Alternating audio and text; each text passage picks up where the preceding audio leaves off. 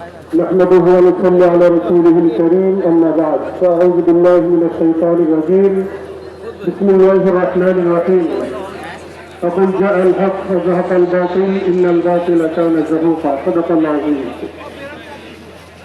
উপস্থিত আজকের এই মহাসম্মেলনের সম্মানিত সভাপতি প্রধান অতিথি এবং আজকের এই মহাসম্মেলন বাস্তবায়ন কমিটির আহ্বায়ক সহ জাতীয় উলামায়ে কেরাম এবং জাতীয় নেতৃবৃন্দ, আমি শুধু একটি কথা বলবো, বক্তব্য দিব না।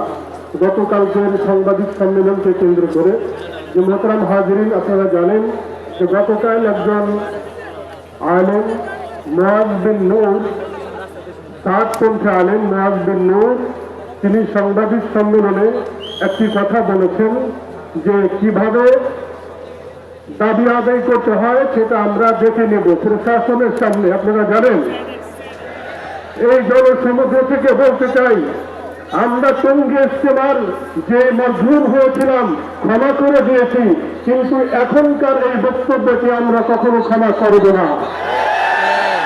আমরা ক্ষমা করতে জানি, কিন্তু আঙ্গুল কিভাবে ব্যথা করতে হয় সেটাও জানি।